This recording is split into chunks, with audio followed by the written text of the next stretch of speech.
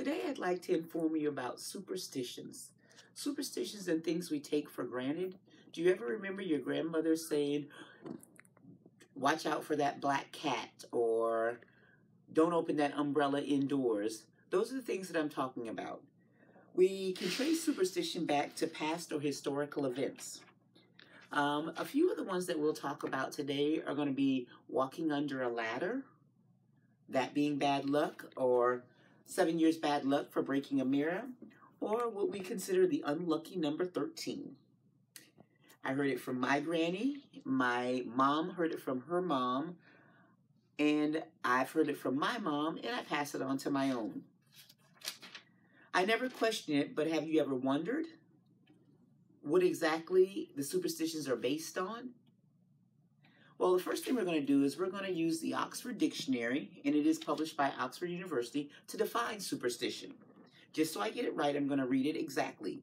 Unjustified beliefs in supernatural caution leading to certain consequences based on such beliefs. Okay, so we're going to try to see if we can work that out. Let's see if we can understand about the unlucky number 13. There are two things that we're going to talk about when we talk about unlucky number 13. We'll talk about Norse mythology and the Last Supper. First, we'll talk about the Norse mythology and the 12 gods who were invited to Valhalla for dinner. The 13th god that arrived was Loki. He was the god of strife and evil. Obviously, he wasn't invited, and he crashed the party. Well, that while they were trying to eject him, their favored god, Balder, was killed. Loki was the 13th guest, and that has actually made people not want to have dinner parties based on the number 13 or with 13 participants. So again, at the Last Supper, the 13 guests that were there, the 13th guest, which was Judas, was the one who betrayed Jesus. So Christians have adopted a bad vibe or assigning an unlucky connotation to the number 13 because Judas was the 13th guest and he was the one that betrayed God. So now we'll move on to the ladder. When you think about the ladder, I think it's just common sense. You don't walk under a ladder because something might fall off. But if we look back at the ancient Egyptian times, the ladder makes a triangle, and the triangle is considered a sacred shape according to the Egyptians. You can see that in almost every structure they built, obviously the pyramids. So the triangle represents the Trinity of the gods. So if you walked through a triangle or under the ladder, you will be desecrating the sacred Trinity. Another belief is that there was a ladder that was standing by the crucifix when Jesus was persecuted or Jesus was hung. So we assign the ladder as Christians assign the ladder as a object that defines betrayal, death, and misfortune. So that's another reason why we don't walk under a ladder.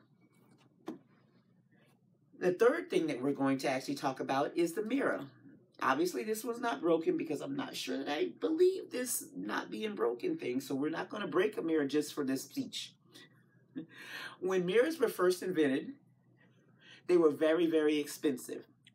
So then if you were to break a mirror, then you actually were assigned to 7 years of to be an indentured servant to repay the owner of the mirror if you were to break it. That actually makes sense. That one I can believe. And now, also during Roman times, they believed that your body had 7-year cycles, spiritual cycles. So if you were to look at your image in mirror, which you looked at your image in water or any reflective surface, that was how you saw your spirit or your other self. And that was also how you saw yourself in a mirror. So if that image was broken, then they believed that you had 7 years before that cycle could rejuvenate itself when your spirit rejuvenated. We now see that superstitions are based in some historical fact. I hope that you learned some of the history behind some of these superstitions. Not to say that that you won't believe the superstitions, or you won't continue to support the superstitions just like I do, but it helps to maybe know some of the basis behind the superstitions. Just like my granny would say to me, Dawn, don't,